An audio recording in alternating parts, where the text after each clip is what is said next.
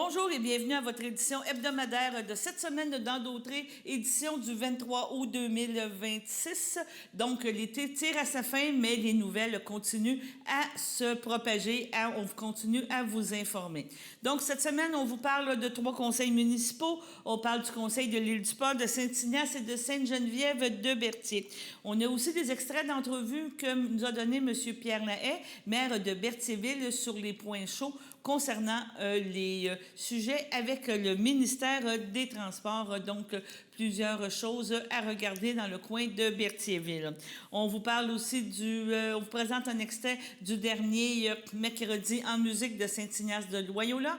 Donc, une belle initiative des loisirs de Saint-Ignace de proposer des concerts musicaux durant toute la période estivale. La Chapelle des Culbert aussi continue à présenter des concerts et on vous parle du concert qu'a présenté Claudel Callender et Francis Tétu ce jeudi dernier. En terminant, une petite recette. On vous parle d'une recette de boules d'énergie, donc vraiment quelque chose à préparer pour la rentrée des classes. Et un événement a eu lieu aussi à Berthierville. Alain Bellimard nous faisait état d'un feu qui a brûlé justement l'ancien Mignon au coin de Notre-Dame et de Crémazie a eu en principe un feu. Ça n'apparaît pas de l'extérieur, mais à l'intérieur, tout a été possiblement détruit. Il y a une enquête qui suit son cours. On vous rappelle qu'à tous les jours, nous présentons un bulletin de nouvelles à compter de 18 h et ça du lundi au vendredi. Donc, pour s'informer, vous pouvez nous écouter à tous les jours. Sur ce, bonne écoute et à la semaine prochaine.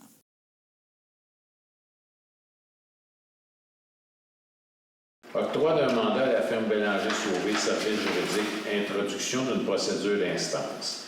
Considérant la municipalité octroyée par la résolution numéro 4103-23 à la firme de génie conseil GB Expert Conseil un contrat de service professionnel pour la préparation des plans et devis pour soumission ainsi que d'assistance durant le processus d'appel d'offres pour les travaux de réfection de la voirie du drainage durant l'île du Port côté Est.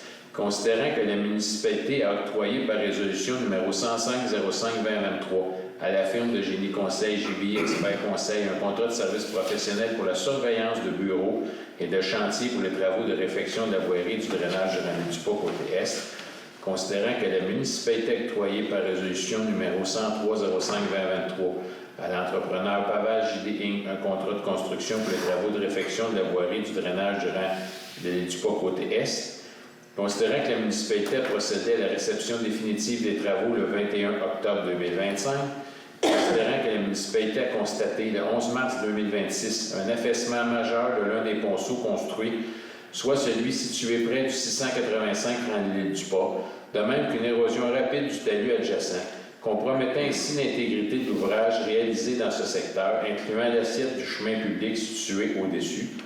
Considérant que l'affaissement majeur du ponceau et l'érosion rapide du talus ont nécessité une intervention de la municipalité le 13 mars 2026 et la réalisation des travaux d'urgence à caractère provisoire afin de sécuriser l'ouvrage, considérant que cet affaissement et cette érosion sont susceptibles d'engager les garanties prévues aux articles 2118 A2 et 2120 du Code civil du Québec et qu'il y a lieu de préserver les droits de la municipalité, considérant que la firme Bélanger-Sauvé Avocat possède l'expertise nécessaire pour conseiller les municipalités dans ce dossier et qu'il y a lieu de la mandater afin de prendre action dans ce dossier. Il est proposé par, appuyé par et résolu que la municipalité de la Visitation de l'île du Port mandate la firme Bélanger-Sauvé pour intenter tout recours utile contre la firme de génie conseil, GB Expert Conseil et contre l'entrepreneur Pavage JD Inc. Que la directrice générale et greffière trésorière soit autorisée à signer tout document nécessaire pour et au nom de la municipalité de la Visitation de l'île du Port afin de donner effet à la présente résolution. J'aurais besoin de quelqu'un pour proposer. Madame Jacinthe Drainville propose. J'ai besoin de quelqu'un pour seconder. M. Alexandre Salois à la pointe seconde. Est-ce que c'est unanime? Oui. Merci beaucoup. Lecture de correspondance, remerciements reçu de M. Claude Fortin, trésorier pour la garde côtière et visière canadienne du Québec Inc., une correspondance nous faisant part de ses remerciements pour notre don financier. Reçu de Mme Marilyn Simard-Gravel et de Mme Stéphanie Morin, coprésidente de la campagne Agir ensemble pour l'humain de la Fondation pour la santé nord de la Nodière, une correspondance nous faisant part de remerciements pour notre don financier. Et de l'Association des bénévoles du Centre hospitalier de Château, une correspondance nous faisant part de remerciements pour notre don financier. 6.1, confirmation de la contribution gouvernementale PPA-CE 2026-2027. Dépôt à titre informatif d'une communication datée du 9 juillet 2026 reçue et signée par le ministre des Transports et de la Mobilité durable, M. Benoît Charette, me confirmant un montant de 22 000 accordé dans le cadre du programme d'aide à la voirie locale, volet particulier d'amélioration. Circonscription électorale de Berthier pour la période 2026-2027. Merci pour ce cadeau.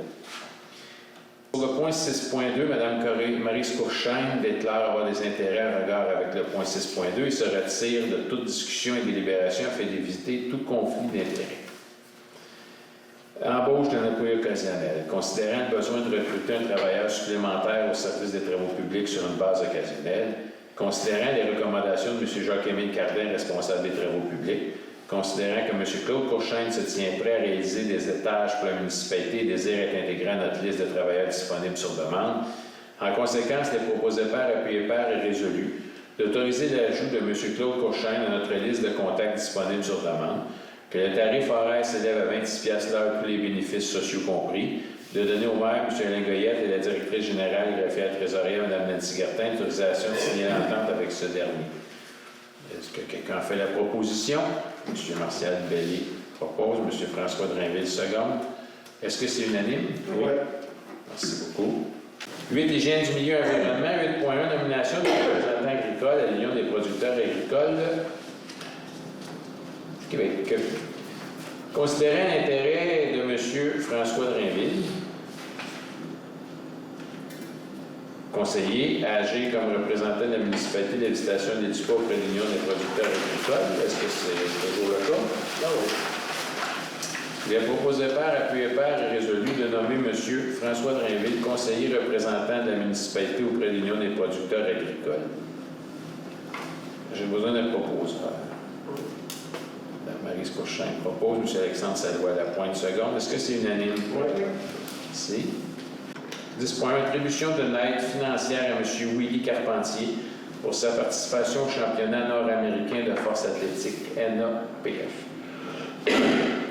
Attendu que la municipalité a reçu une demande de soutien financier de la part de M. Willy Carpentier, résident de la visitation des Dupont, pour sa participation au North American Powerlifting Championship NAPF qui se déroule à Saint-Jean de Terre-Neuve du 4 au 7 août 2026, attendu que M. Carpentier s'est brillamment qualifié pour cette compétition internationale d'envergure suite à ses performances remarquables aux championnats nationaux 2026 où il a décroché la 2e place de sa catégorie ainsi qu'au classement général. Attendu que le conseil municipal est fier de soutenir l'excellence sportive et de souligner le parcours inspirant d'un jeune citoyen de la communauté sur la scène internationale. Attendu que le conseil municipal juge cette demande recevable et désire encourager la persévérance de M. Carpentier. En conséquence, les proposés par, appuyés par et résolus d'accorder à M. Willy Carpentier une aide financière sous forme de commandite au montant de 700 $, que cette somme soit prélevée à même le poste budgétaire 02 602 30 950. Besoin d'un proposeur. Qu'est-ce que Mme Grainville propose? M. Martial Bellé seconde. Est-ce que c'est unanime? Oui. Merci beaucoup.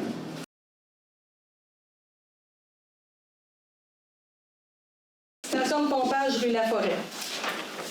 Les travaux doivent être réalisés. Nous devons obtenir des soumissions afin de connaître les coûts associés au projet. La présente résolution autorise donc le directeur général à préparer et à lancer un appel d'offres. Il est important de préciser qu'en ce moment, aucun contrat n'est octroyé ce soir. Lorsque les soumissions seront reçues et analysées, l'octroi de contrat devra revenir devant le Conseil. Ça me prendrait donc un proposeur. Je propose M. Christian Michaud, en appuyant M. Jean Latour. Est-ce que tout le monde est en faveur? Oui. C'est adopté à l'unanimité. Pavage de la rue Laforêt. 3 entreprises ont soumis un prix. Il y a une problématique, là, c'est la rue Laforêt, on parle de la rue où est-ce qu'était l'ancienne mairie. Donc, il y avait un bloc de béton qui avait été mis sous terre là, pour soutenir le réseau d'aqueduc. Monsieur Ménard, si je ne me trompe pas, là, au bout de la ligne. Donc, on ne peut pas laisser le réseau ainsi. Donc, on doit sortir le bloc et installer une bonne fontaine qu'on va voir un petit peu plus tard au point 8, justement. Par la suite, nous devrons refaire le pavage de la rue Laforêt. Donc, 3 entreprises ont soumis un prix. Construction et pavage généreux, 95 232,47. Asphalte anodière, 105 646,21. Groupe Colas, 129 720,54. Les plus basses soumissions conformes est celle de construction et pavage généreux.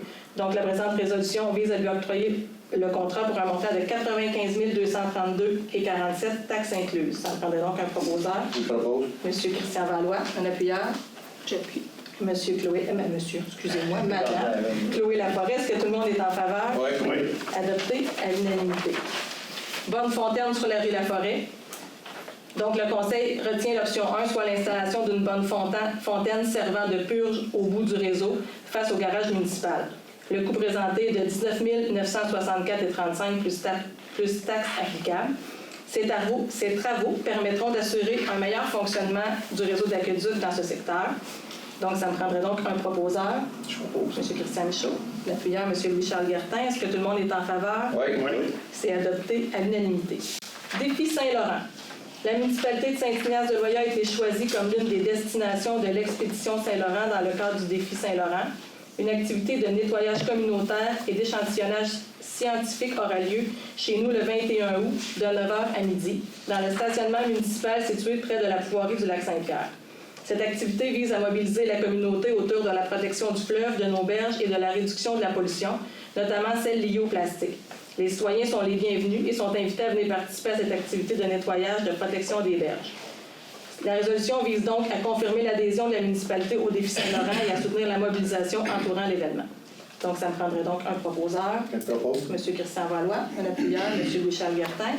Est-ce que tout le monde est en faveur? Oui. C'est adopté à l'unanimité. Ride to Remember. Le 24 septembre 2026, la randonnée cycliste interprovinciale Ride to Remember traversera notre territoire. Cette randonnée vise à rendre hommage aux policiers décédés dans l'exercice de leurs fonctions et se déroulera avec l'accompagnement de la Sûreté du Québec.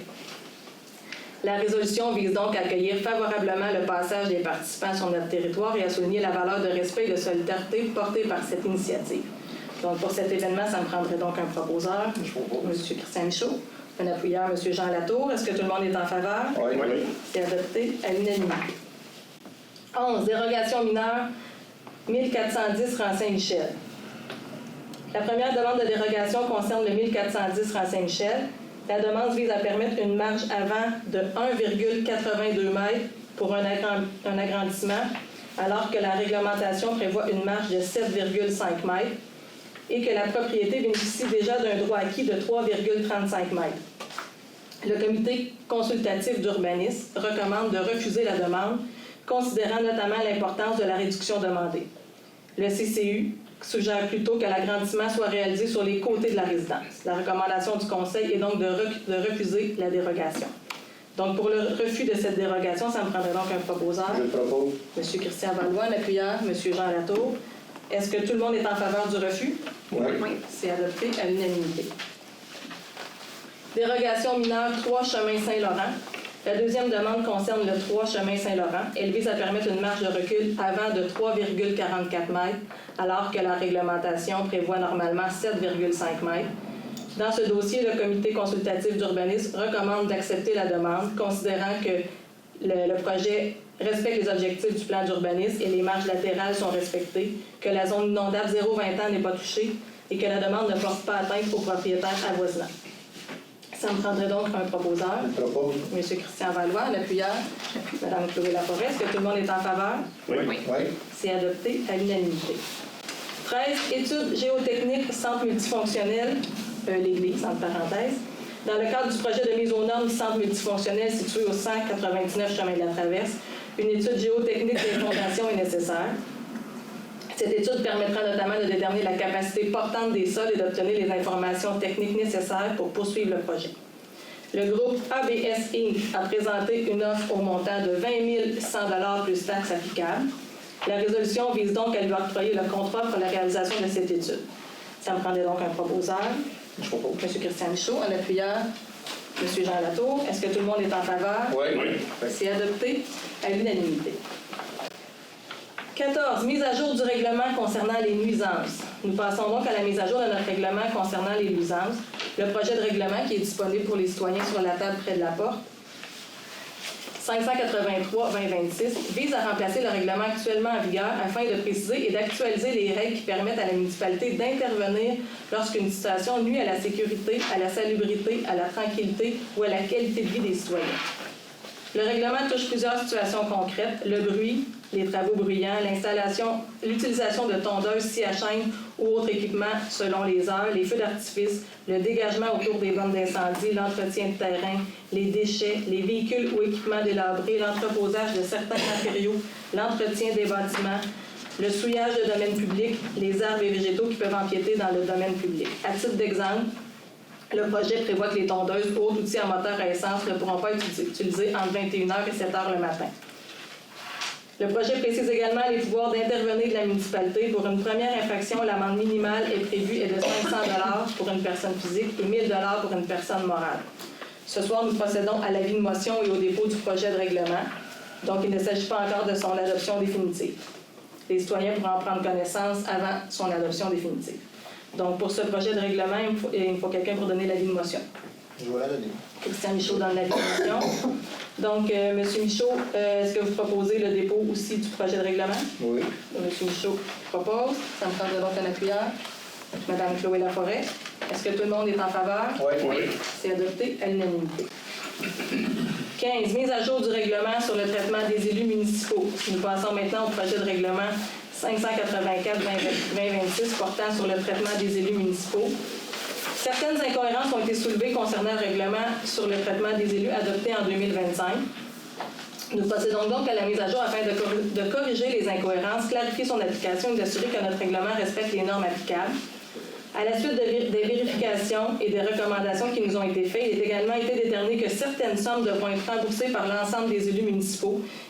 En novembre et décembre, il y a eu une problématique au niveau des versements, donc il y a eu des versements trop perçus.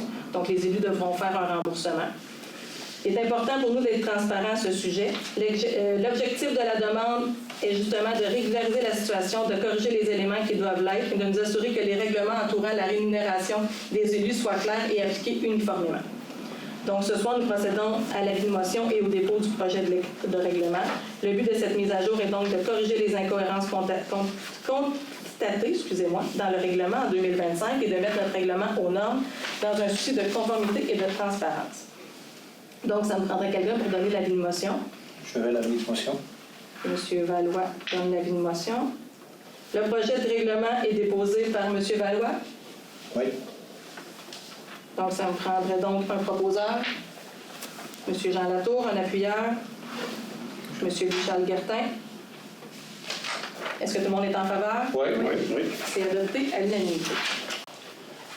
16. Réparation de la pompe de la station de pompage principale. Une pompe de la station de pompage principale doit être réparée afin d'assurer le bon fonctionnement. Une estimation de 16 214,60 plus taxes applicables a été reçue par Xylem Canada. Cette estimation comprend les pièces, la main-d'œuvre, les essais en atelier ainsi que les frais accessoires. Il faut savoir que c'est notre pompe principale qui est dans le rang Saint-Michel qui est nécessaire à toute notre station de pompage. Si des pièces ou des heures supplémentaires étaient nécessaires, la municipalité devra en être informée au préalable. Donc, la résolution vise à autoriser la réparation de cette pompe. Ça me prendrait donc un proposeur, M. Christian Michaud, un appuyeur, M. Jean Latour. Est-ce que tout le monde est en faveur? Oui. C'est adopté à l'unanimité. 18. Activités parascolaires. La municipalité souhaite favoriser la mise en place d'activités parascolaires à l'école de l'île Saint-Ignace, directement après les heures de classe. L'objectif est d'offrir davantage d'activités sportives, culturelles et de loisirs à nos jeunes, tout en facilitant la participation des familles et en réduisant les déplacements. Ça nous avait été demandé par plusieurs citoyens par le passé d'avoir des activités parascolaires. La résolution autorise la direction générale à entreprendre des discussions avec l'école et les différents partenaires afin d'évaluer la faisabilité du projet et les modalités de sa réalisation. Donc, ça me prendrait donc un proposeur, M. Christian Valois, un appuyeur, puis Mme Chloé Laforêt. Est-ce que tout le monde est en faveur? Oui. C'est adopté à l'unanimité. Pancarte de signalisation 30 km rang Saint-Joseph. Nous poursuivons avec l'achat d'une nouvelle pancarte de signalisation indiquant une limite de vitesse de 30 km/h. Cette pancarte sera installée dans la courbe du rang Saint-Joseph, secteur de la rive boisée, afin d'améliorer la visibilité, la limite de vitesse et de rappeler aux automobilistes l'importance de ralentir dans ce secteur. 3 prix ont été obtenus. Dévolotech, 317 $ plus taxes. Signalisation Qualitech, 520 $ plus taxes. Signalex Service, 538 $ plus taxes. La plus basse soumission est celle de Dévoltech au montant de 317 $ plus taxes applicables. L'installation prévue sera au mois de septembre. Ça me prendrait donc un proposeur, M. Christian Valois, un appuyeur. J'appuie. Mme Chloé Laforêt. Est-ce que tout le monde est en faveur? Oui. C'est adopté à l'unanimité. Le fait qu'on mette une affiche de signalisation de 30 km/h au milieu, entre les deux courbes de la rive boisée, secteur Saint-Joseph, c'est qu'on vit des problématiques de vitesse et ça devient très dangereux pour les citoyens qui circulent à cet endroit-là. Il y a même eu un accident dernièrement.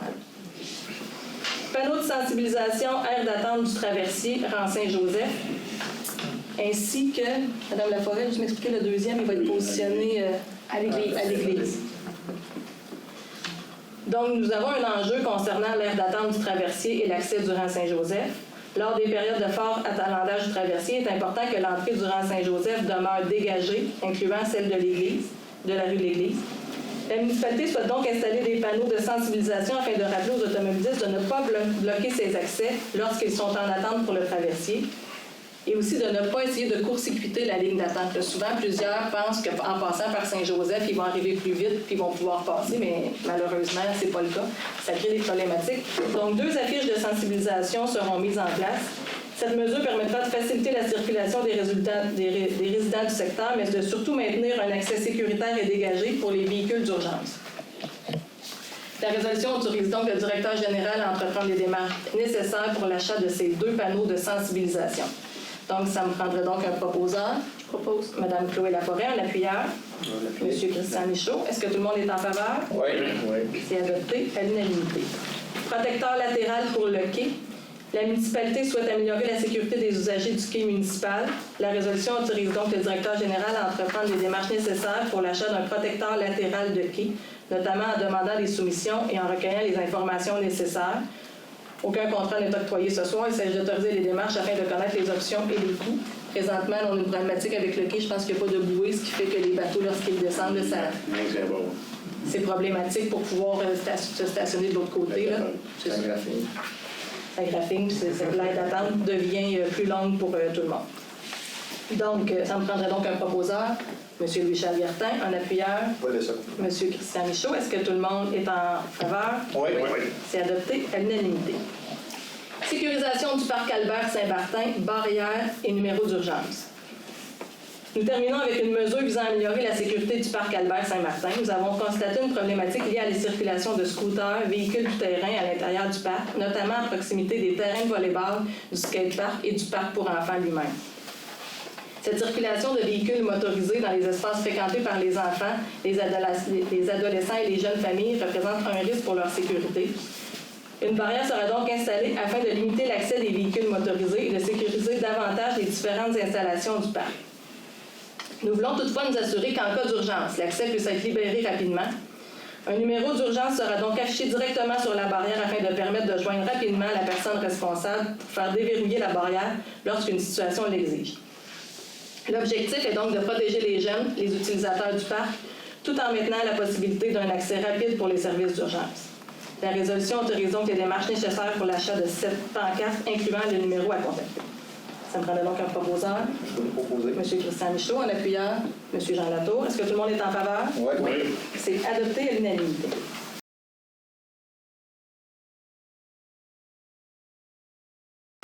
En 5.2, la séance extraordinaire de septembre, il s'agit de reporter la séance qui était prévue dans notre calendrier le 1er septembre à 19h30. Il y a lieu de reporter la séance à une date ultérieure, c'est-à-dire le 8 septembre à 19h30. La prochaine assemblée est le 8 septembre. C'est le mardi d'après parce que c'est une question de vacances avec les employés. Les papiers ne seront pas prêts pour le premier, donc on reporte au 8. Un proposant en secondaire, s'il vous plaît, M. René Darvaux avec M. Hébert. D'accord. Tout le monde est d'accord. On passe à 5.3. Programme d'aide à la voirie locale, volet entretien année 2025. Le ministère des Transports et de la Mobilité durable nous a versé une aide financière de 5 184 $ pour l'entretien des routes locales pour l'année. L'allocation est versée à la municipalité. Il s'agit de réinformer le ministère des Transports que l'utilisation a bien été sur l'entretien courant et préventif des routes locales. C'est comme pas un relevé de compte, comment on dit ça? Une reddition de compte. On le fait à chaque année. Un proposant de M. Léo propose avec M. Landroit. On a accepté à l'unanimité. Les travaux publics, elle vient de mentionner, en hygiène du gouvernement. Excusez. Carrosserie, collision. Ben oui. J'avais bien écrit tantôt. Il s'agit de réparer le camion 2016 pour un montant de, président, 5 795 plus taxes. la boîte du camion 2016, notre GM, la boîte est pourrie. Notre directeur des travaux publics nous a soumis, est allé en soumission, puis nous a trouvé une réparation, un changement de boîte à 5 000, répète. 5 795 plus taxes. Merci. Tout le monde est d'accord? Oui. Un proposeur de secondaire, M. Christian propose avec Guy Cloutier. D'accord. Tout le monde est d'accord. Ça, c'était 7 points.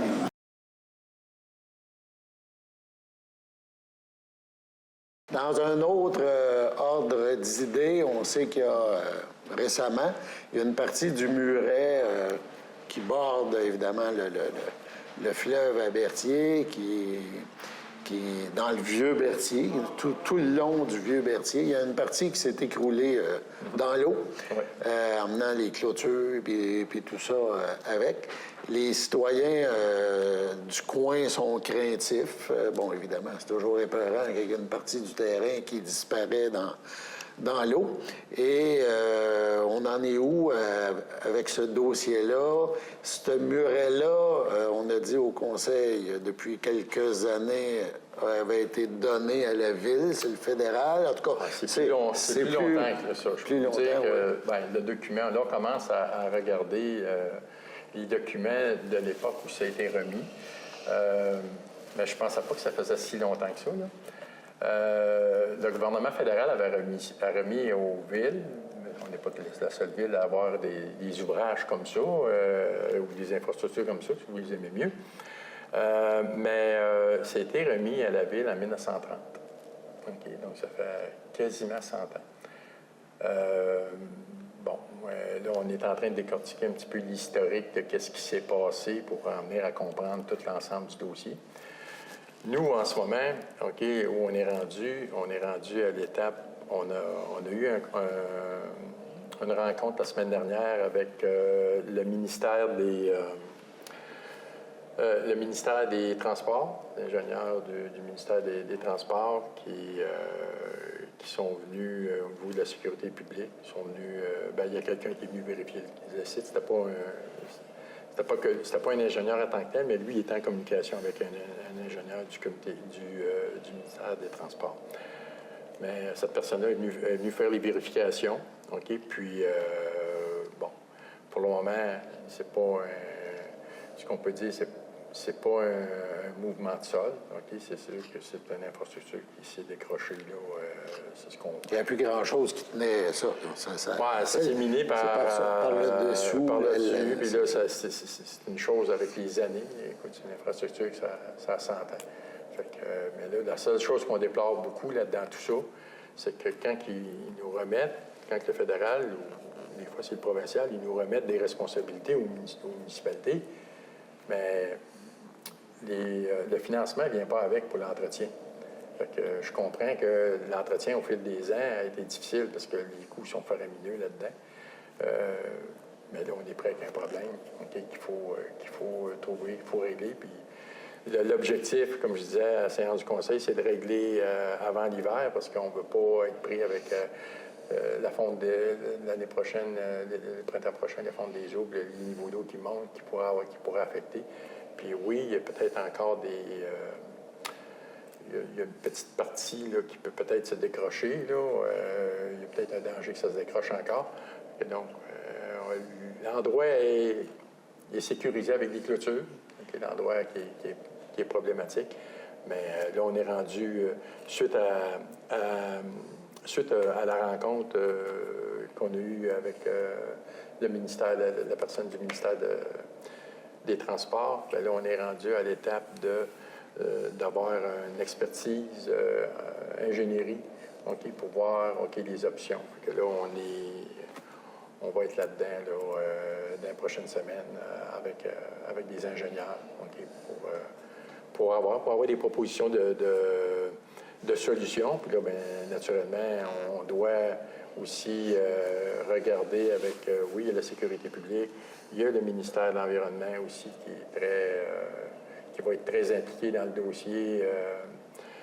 Fait qu'il faut avoir possiblement aussi une autorisation ministérielle, OK, pour pouvoir procéder dépendamment de l'option qui peut être choisie. Est-ce qu'on parle, bien sûr, j'imagine qu'on va le demander, là, mais est-ce qu'on va, parce que ça peut coûter évidemment beaucoup de sous pour réparer une infrastructure comme ça, là, puis en plus, il y a la partie qui n'est pas tombée, mais qui est... Ben, c'est ça qui un jour va falloir, j'imagine, améliorer ou sécuriser aussi, là, qui a la même année.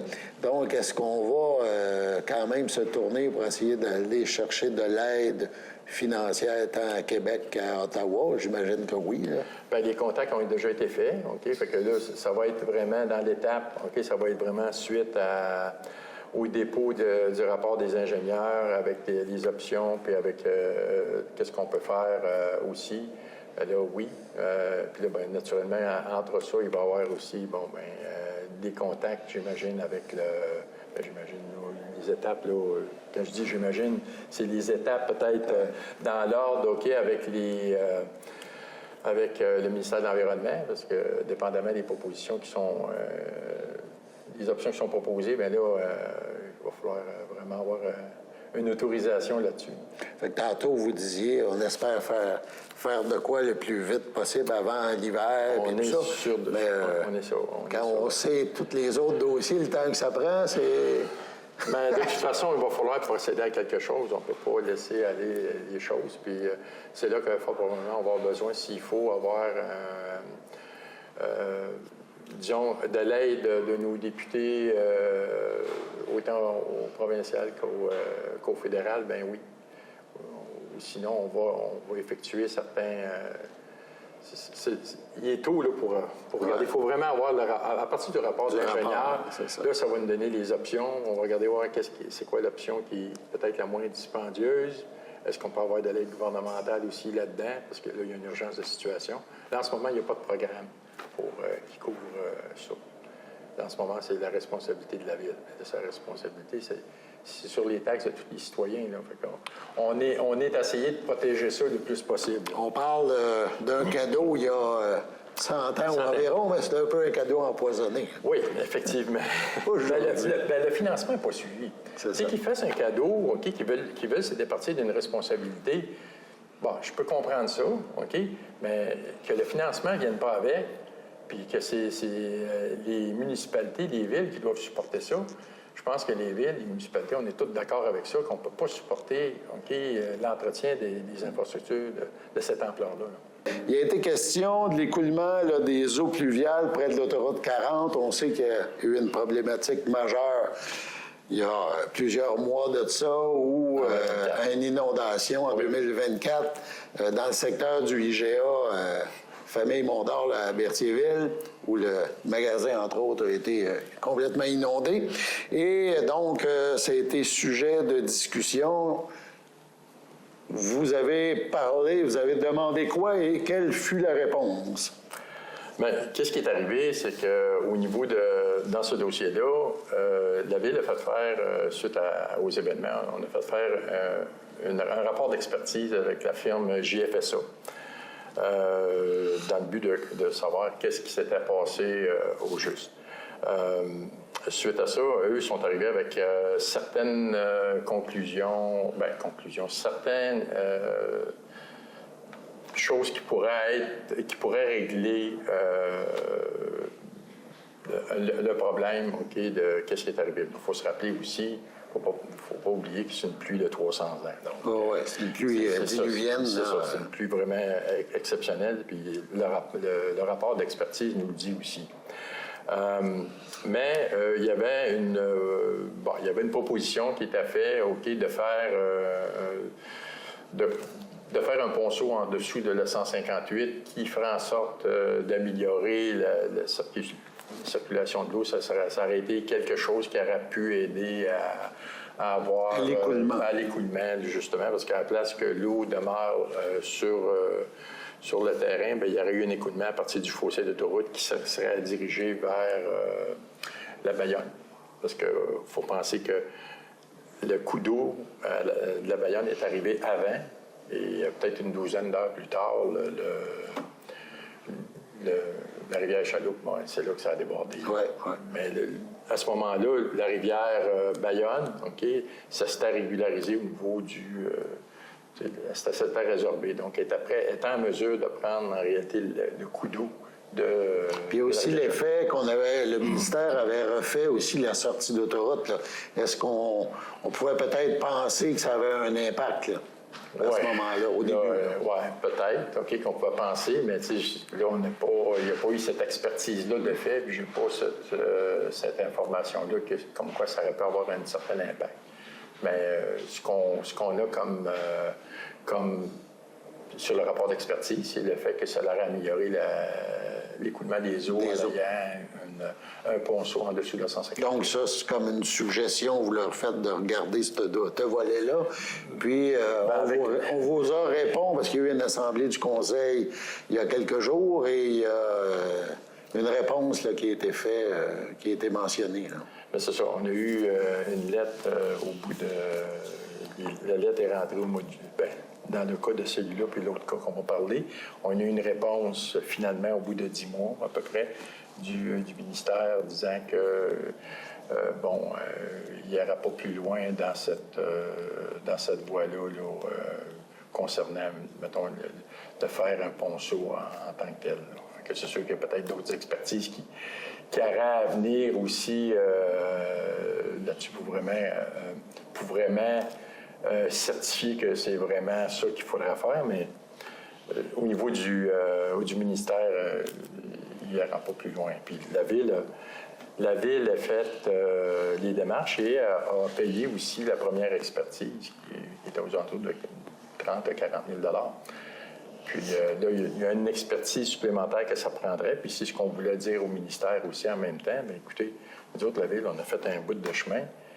Ça, c'est une proposition qui a été faite. Bon, le ministère ne peut pas aller plus loin en continuant avec la firme GFSA. Puis la réponse qu'on a eue est pas... ils n'iront pas dans cette direction-là. Donc pour le moment, on en est là. On espère pas d'autres pluies diluviennes de ce type-là. C'est ça, de ce type-là, parce que pour le moment, il n'y a rien de changé. Non.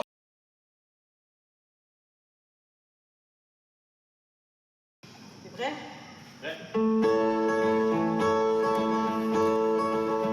J'espère que vous êtes prêts vous aussi. Ça part.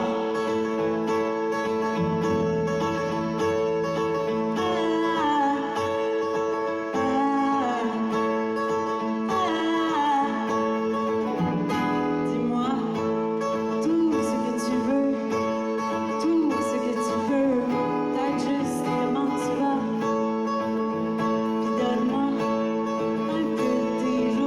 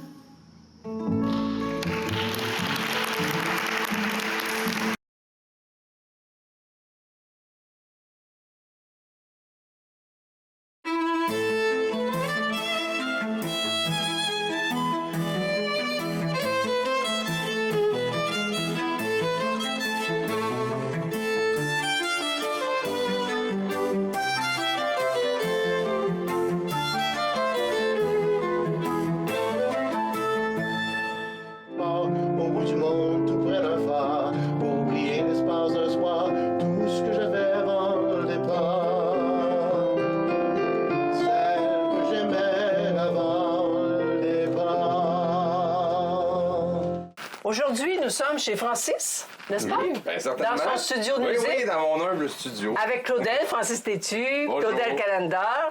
Et vous allez être au Cénacle cet été, le 20 août, pour nous présenter un spectacle de chansons originales, n'est-ce pas? Oui, entre autres, mais il y a aussi du québécois, il y a du connu, mais il y a des chansons de nous deux. Là.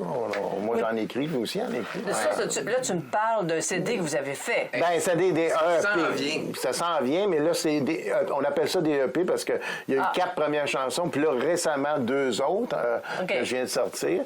Donc, éventuellement, ça va faire un CD complet. Ah, bon. Mais le 20 août, vous allez entendre des extraits de ça en version... 2 voix. Réduite. Donc, le 20 août, c'est vous deux. C'est nous deux, mais au moins, on va essayer d'aller chercher le plus d'éléments pour faire découvrir ce qu'il y a sur l'album à Claudel. Oui.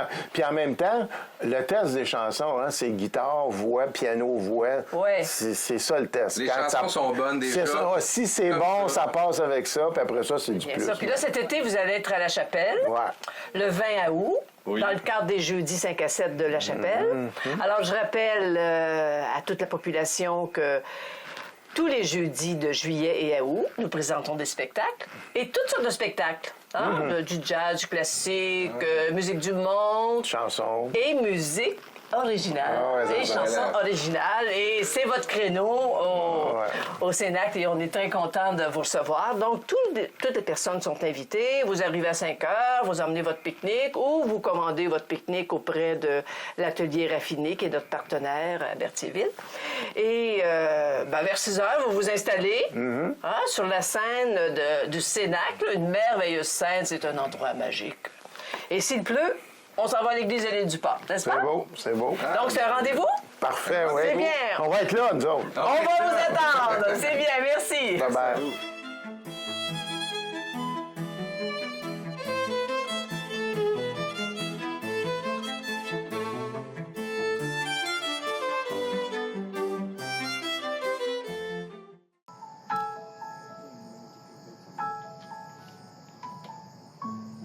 Une chance que je t'ai, tu m'as, une chance qu'on sort.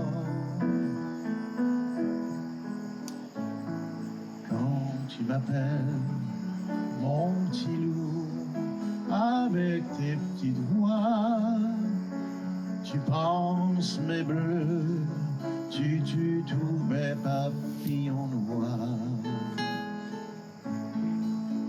Ils ont vu boule de lumière, avec tes petits doigts, tu fous la trouille au hibou. Une chance que je t'ai, tu m'as, une chance qu'on sort.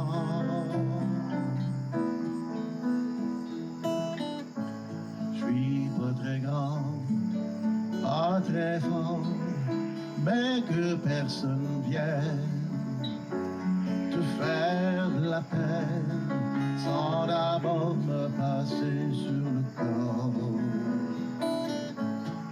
Fie-toi à moi, mon bon chat, t'auras jamais peur tant que je vivrai, même si je meurs. Une chance que je t'ai, tu m'as, une chance qu'on sort. Je ferai tous les planètes ailleurs, chercher dans toutes les galaxies la crème des femmes, que je finirai dans ton lit. Le paradis, c'est ici, y a pas d'autre vie. Je te donne la mienne parce que je t'aime à l'infini. Une chance que je t'ai, tu mens, une chance qu'on sent.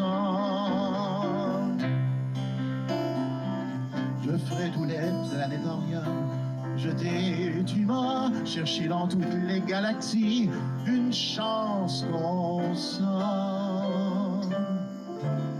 une chance qu'on s'aime.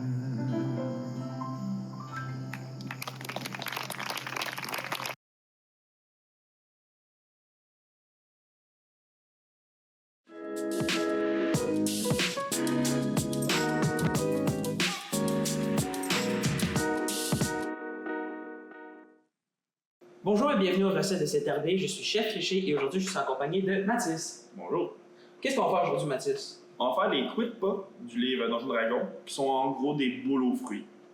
Il y en a noix de coco, orange et abricot. OK. Puis justement, c'est ça nos ingrédients? Oui, il n'y en a pas beaucoup aujourd'hui. Je vois aussi qu'il y a extrait de vanille puis sel. Oui. Donc ça risque d'être sucré et salé. Normalement, oui. Parfait. On aime ça le sucré salé? Un peu. On va commencer par faire du zeste d'orange avec le petit grattoir à zeste que nous avons. Tiens, monsieur chef.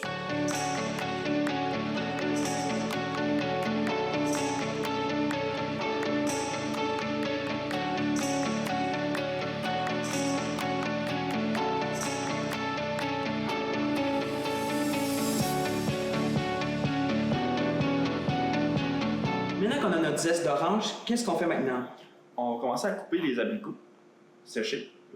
On peut les mettre dans les boules plus tard. Parfait. De ça, il en faut 170 grammes.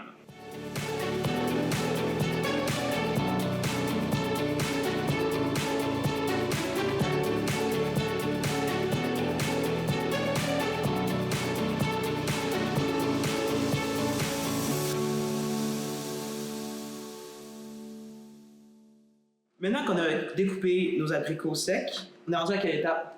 On prend 25 grammes de noix de coco râpée. On prend le zeste qu'on a mis là dans le sac qui est là.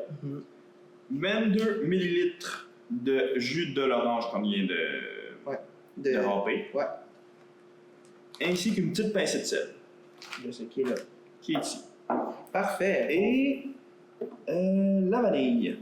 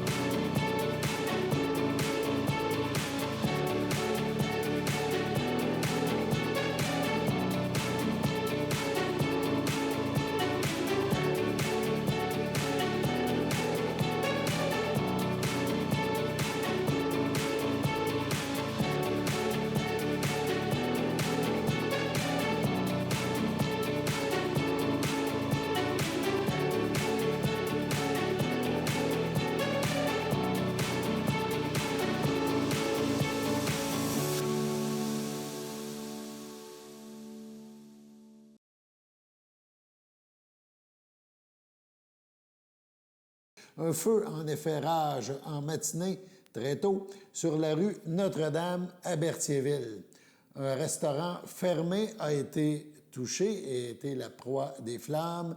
Selon le service de sécurité incendie de la MRC de Dautré, le feu aurait débuté à l'arrière du bâtiment. L'enquête suit bien sûr son cours.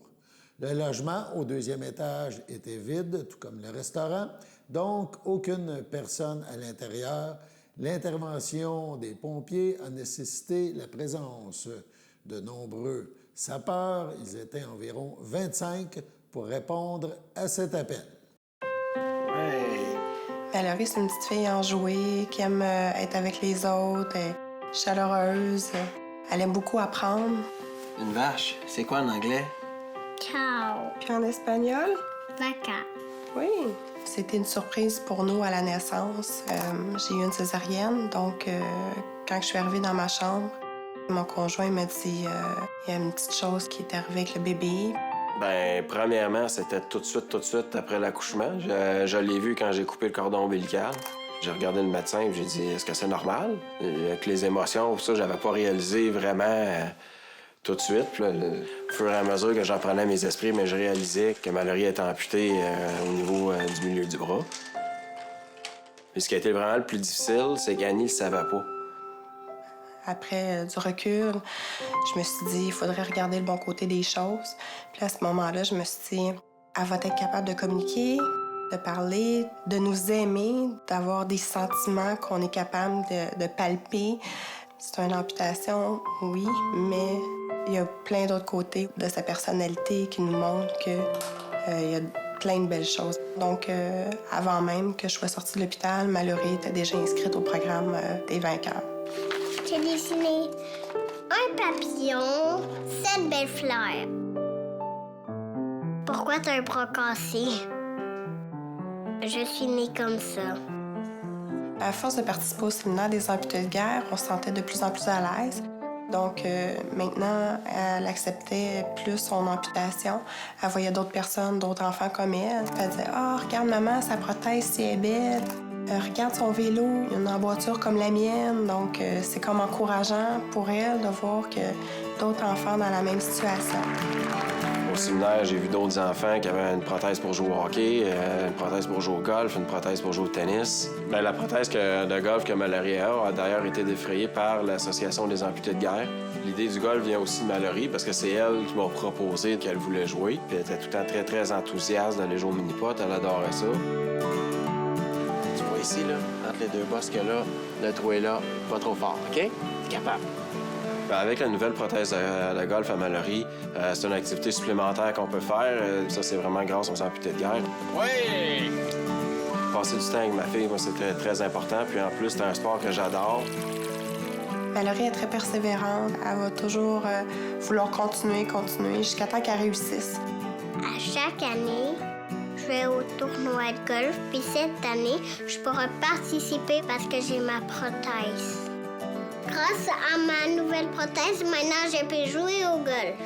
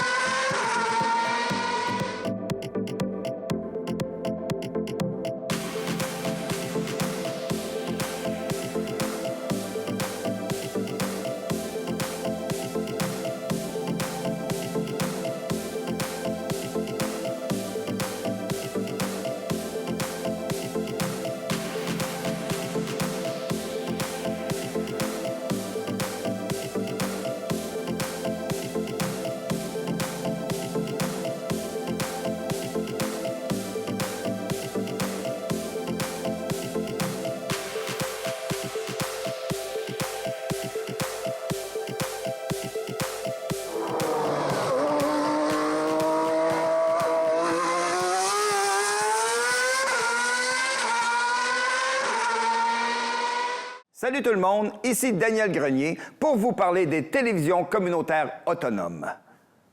Pourquoi?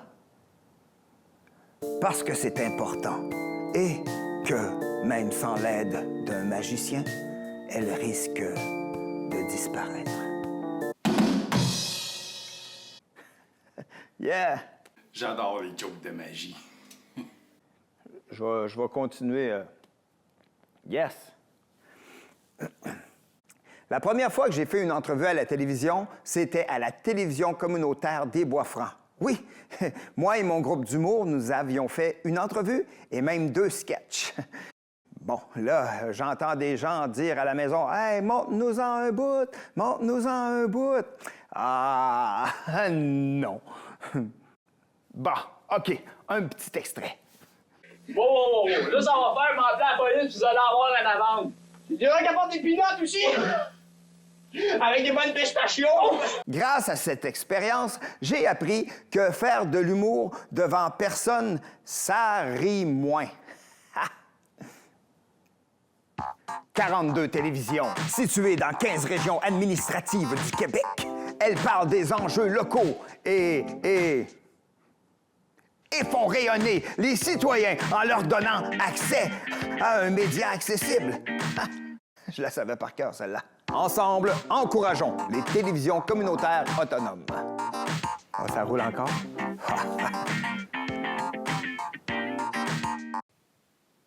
J'ose ma télé communautaire.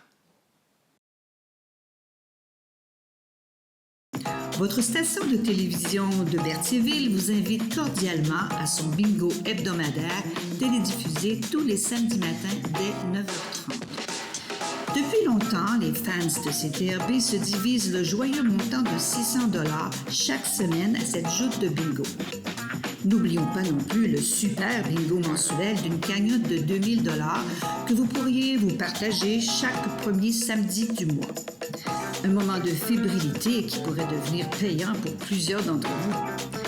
Pour vous procurer ces fameuses cartes de jeu, les dépositaires participants sont à Berthierville, le dépanneur Formule 1, la station-service Arnois sur le boulevard Gilles-Villeneuve, le marché IGA Extra Famille Mont-d'Or sur la rue Gabriel-Brissette, le marché Métro Boucher sur la rue Notre-Dame et la pharmacie Proxime sur la rue Frontenac. À Saint-Ignace de Loyola, le dépanneur Proxy sur la rue de la Traverse, la boucherie Aldo sur le rang Saint-Michel.